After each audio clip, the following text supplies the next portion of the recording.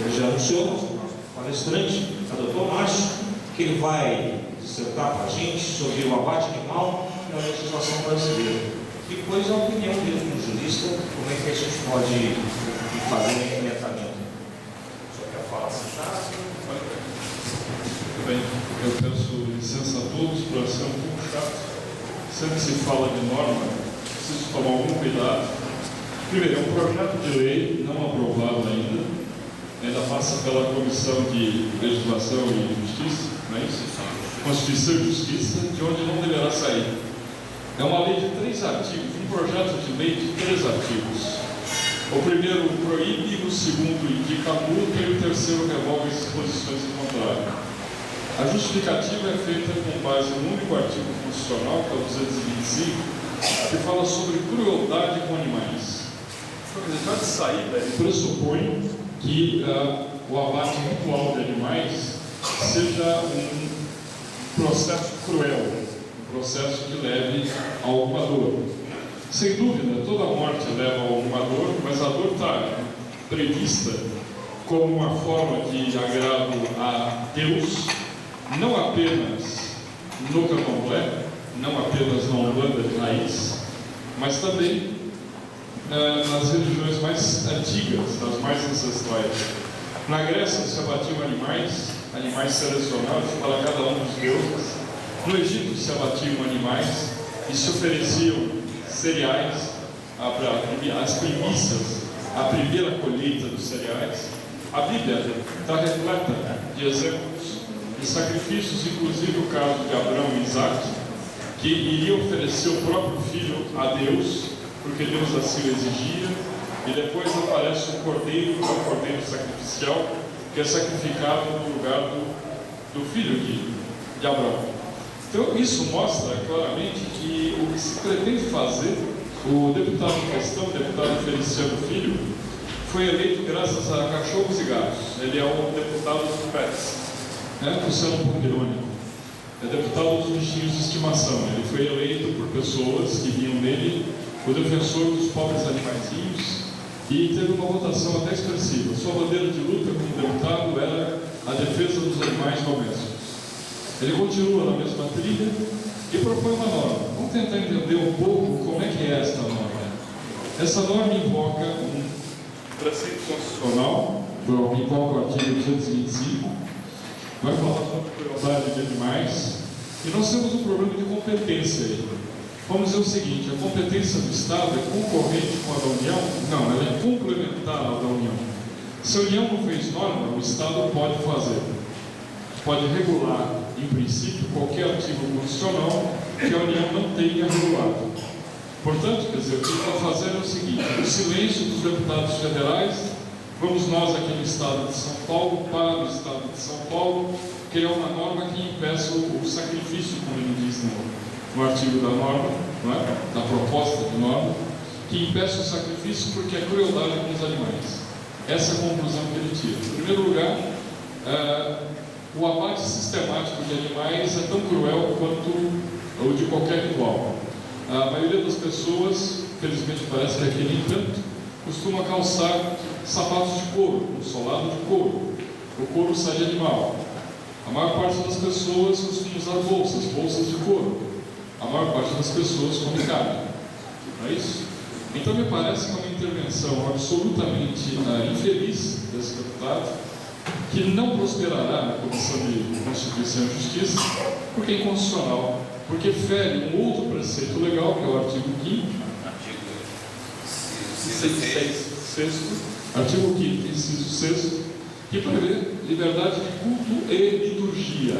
Portanto, qualquer intervenção que se faça citando um artigo constitucional sobre outro, leva a uma ação direta de inconstitucionalidade, que se pode mover como remédio, para que ela seja simplesmente posta no limbo até a decisão final dessa pendenga, digamos assim, do conflito de normas de nível constitucional.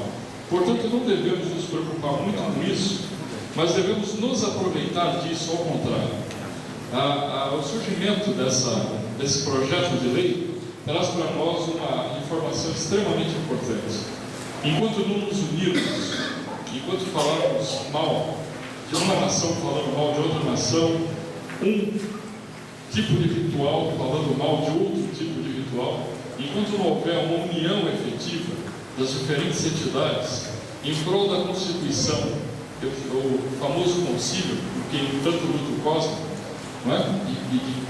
Que me agrada profundamente como ideia, um concílio para que se possa estabelecer no seio das diferentes nações liturgias muito claras, para que se possa ter realmente uma força extremamente importante para que as demais religiões organizadas em torno de manuais, eles têm um manual de operação, né? Então você tem, por exemplo, o Missal Romano, que organiza todos os tipos de missas que são celebradas nas igrejas católicas.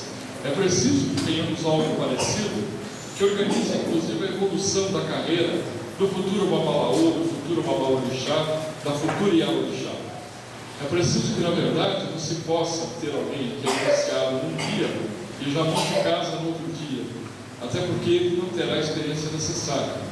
Mas é preciso também levar em conta as diferenças do dom que cada um recebe, do dom sacerdotal de cada um.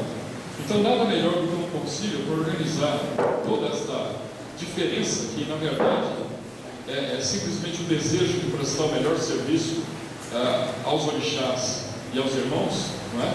Que se organize de vez um concílio para que se tenha uma força consistente, para que a religião não seja perseguida por outras religiões que até teriam, em alguns casos, nem sempre o mesmo ideal de praticar o bem, nem sempre bem. Eu falo das que não têm esse ideal porque preferem os 10% do faturamento ao fim de cada mês, não é isso? E que só pensam nisso. Não estou criticando, mas cada um faz o que quer e recebe o que merece, não é isso? Portanto, quer dizer, eu estou falando de maneira muito simples, mas basicamente é isso. Ele invoca um preceito constitucional e, do outro lado, né, ele está cometendo falhas contra outro preceito constitucional. Consequentemente, essa lei não prosperará, ela não deverá virar lei se houver um mínimo de seriedade na Comissão de Constituição e Justiça. Se isso não acontecer, nós faremos certamente, né, uma ADI, uma ação direta de constitucionalidade, e brigaremos por isso pelo resto da vida. Quer dizer, não é tão trivial, não conseguirá o deputado mais do que um pouco de notoriedade extremamente passageira, e se tudo der certo, deverá desaparecer precisamente como apareceu. Perfeito? Essa é a ideia. Muito obrigado pela atenção.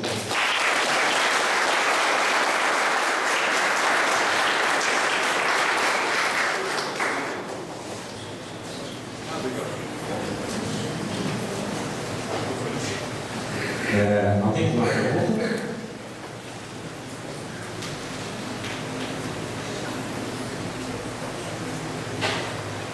Boa tarde a todos. Eu estou acompanhando o Eduardo Luqueno. Sou da religião, tenho orgulho da religião, tenho orgulho do orixá em si. As palavras do doutor foram muito bem colocadas, muito bem explicadas, mas eu queria como que a gente pode se proteger desse tal ataque. Quando um oficial ou a polícia mesmo está chegando no terreiro de candomblé por uma ligação, por uma ação indireta, como nós podemos se respaldar? Qual o respaldo que a gente pode ter para que nosso terreiro, nossa casa não seja invadida e exposta, de uma maneira agressiva? Essa é a minha pergunta. É muito interessante. É muito interessante. Bom, nós sabemos que o abuso, porque isso não é legal, é uma ação absolutamente ilegal. O abuso existe porque nós, em geral, diante da força policial, nos assustamos um pouco, não é isso? Em primeiro lugar, a entrada no templo é franqueada, em princípio, porque é um lugar público, em princípio, ok? Mas a entrada para praticar os atos que ali são praticados. O que eles vêm fazer aqui, eles podem ser impedidos de entrar porque violam o domicílio. Eles abusam. Tem um delegado aqui que não deve estar gostando do que eu estou dizendo, mas pelo contrário, está gostando do que eu estou dizendo, porque realmente é assim, só que as pessoas abusam. E abuso de poder leva à perda do cargo. até vão dizer, olha, nós não queremos que os senhores entrem, o senhor tem orgãs para isso no templo, que os orgãs saiam à frente, o senhor não entre no nosso templo, a menos que venha aqui praticar os atos religiosos que praticamos. Não, o seu ruído está incomodando o vizinho. Há limites, efetivamente, né? O famoso limite das 10 horas da noite.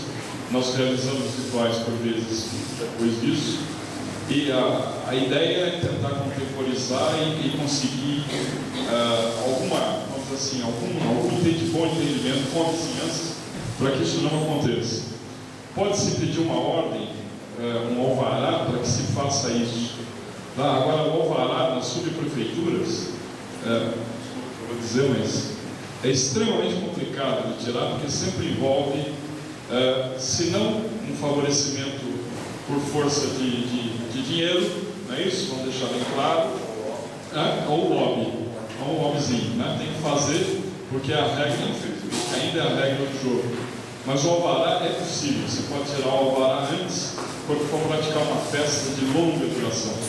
No geral, é bom conversar com a vizinhança e tentar, inclusive, atrair, se possível, né, a vizinhança para casa, para a fé, para que venha junto. Eu diria que, na verdade, o enfrentamento, o senhor não está convidado, bom, só pode montar, não tem problema nenhum, ok? Alguém acompanha o policial até o distrito enquanto as coisas prosseguem normalmente. Tem que ter muita calma e ter basicamente, como a OEAB está planejando já faz tempo, uma base jurídica de apoio para ser chamada nesse momento. Telefona para o advogado, deixa o advogado resolver. Tá bem?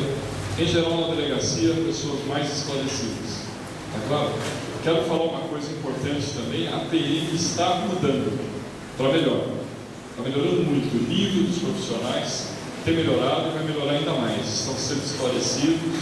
Eu sou professor na escola de assuntos estratégicos da PM e tenho falado muito que precisam tomar cuidado para, ao tentar cumprir uma lei menor, que é a lei do silêncio, descumprir a lei maior, que é a lei constitucional, que garante a liberdade de culto e de liturgia. E a liturgia é precisamente isso: é cumprir nos horários os preceitos do santo. Está claro? Quer dizer, então, se na Igreja Católica tem o horário da missa, nós temos o direito de ter o horário de fazer os nossos trabalhos para os diferentes estudos, por exemplo, que tem os seus horários.